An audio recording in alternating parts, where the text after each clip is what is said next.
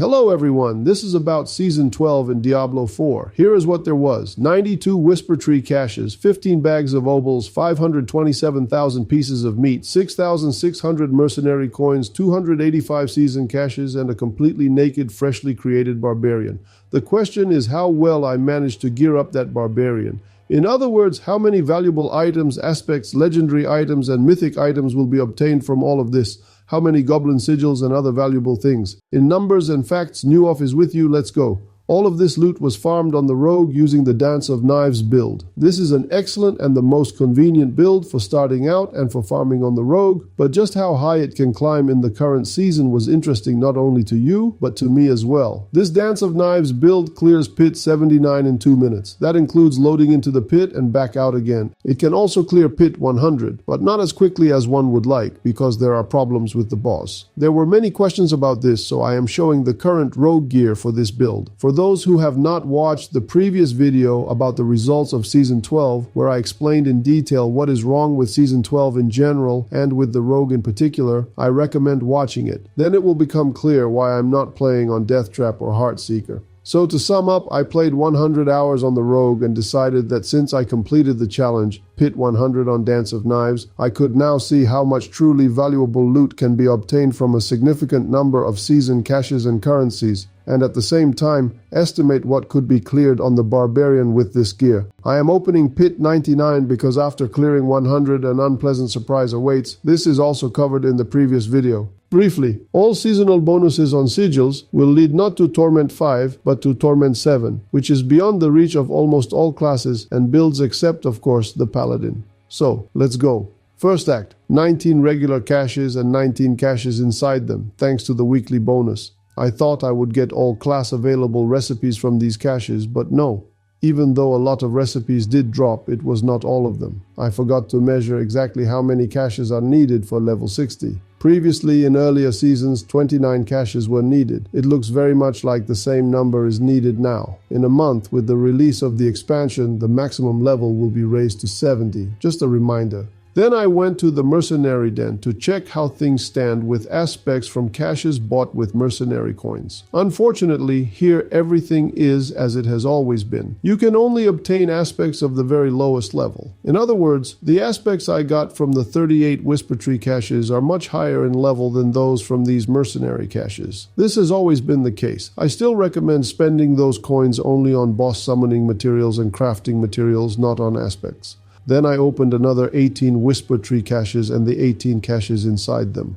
As it turned out later, again, not all recipes dropped. I will show the items later. I am wearing several mythic items. They were obtained earlier on my rogue, and do not let that confuse you. Everything the Barbarian got I will show separately. Then there were 15 bags of Obols, obtained earlier by the rogue from goblins. I will say right away, I was unlucky. From gambling I got nothing valuable. But I remind you, you can get perfectly decent items here, including a mythic. Next came the caches for Season 12 reputation. It turns out that each character has their own reputation. Why, after reaching maximum rank, the caches are not made shared. That is a mystery. In short, I had to engage in highly intellectual labor, moving caches into the stash with the rogue and taking them out with the Barbarian. AAA game, that's how it is. And then the nightmare began. The nightmare is that there are very many items, and almost all of them need to be examined. Items are needed for 3 different Barbarian builds, and those items are different. Even a regular legendary helmet is needed, strange as that may seem. I spent 2.5 hours on this engaging activity. I also wanted to check whether any valuable sigils would drop in Nightmare dungeons, so I also had to review all sigils before salvaging them at the Occultist. I will say right away, there was not a single sigil with goblins, neither regular ones nor mythic. From all the Whisper Tree caches, the following number of tributes to Kurast, compasses to the Horde, and Uber Boss keys dropped. Next came the meat. Now I removed from the Barbarian all equipment items that were not obtained from caches and started gambling. This activity also turned out not to be fast, and there is little chance of getting anything worthwhile here.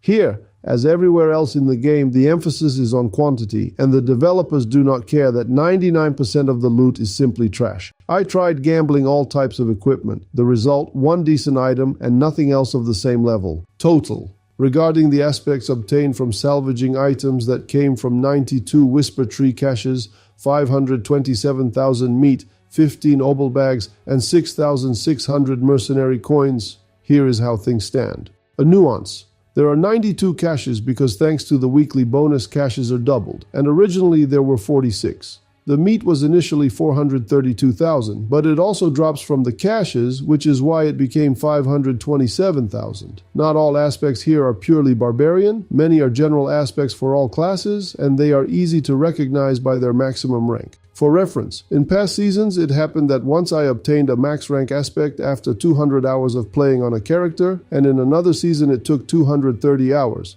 So not having a max rank aspect after playing 300 hours in a season is normal. Aspects, by the way, like everything else in the game, can be bought or sold, but I do not like trading. In summary, I am showing you all the gear I obtained over the entire day of breaking down everything listed above.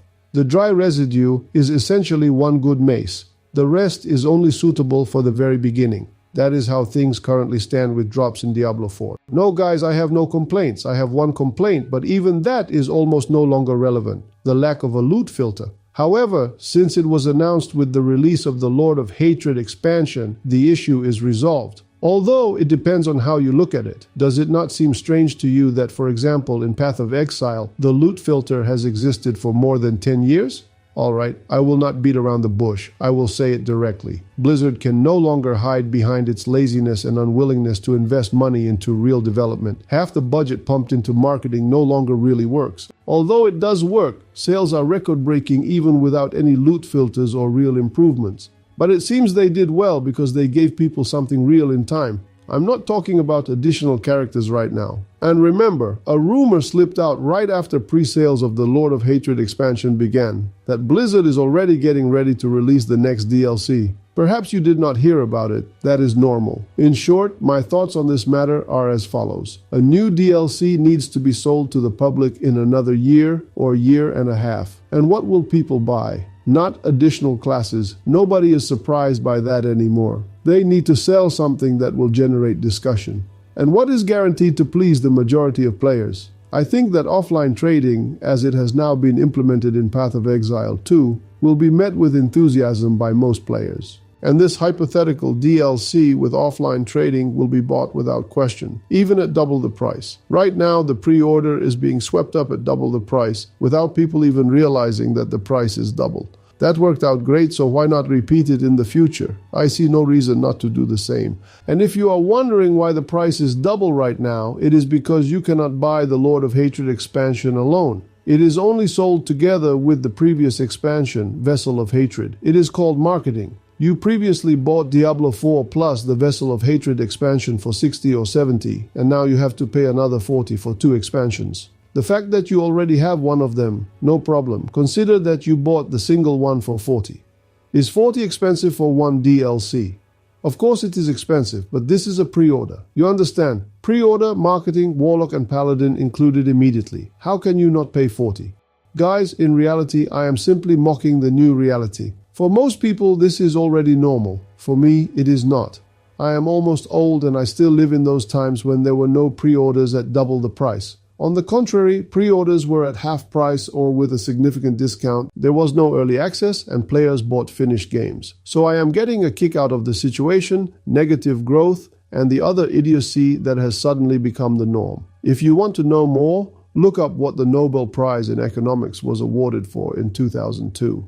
And what about our Barbarian, you ask? Well, our Barbarian rolled the necessary aspects, put on a saved amulet, and can certainly run pits, including Pit 100, in acceptable time. I remind you, this is a farming build. It is for Torment 4. Moreover, the gear he has is exactly from caches, obols, and meat, which is what this video is about. Now I am getting ready to assemble a top-tier version of the build, and with it I will try to clear as high a pit as I can. I will mention that sometime in future videos if I have something to brag about. As for the richness of the loot related to the video's topic, unfortunately there is a lot of loot, but it is all trash. On this note, ladies and gentlemen, that is all for today. If I forgot or mixed up anything, write a comment. If everything is good, write that I am awesome. I would be grateful for a like and a subscribe. Thank you for watching. Bye.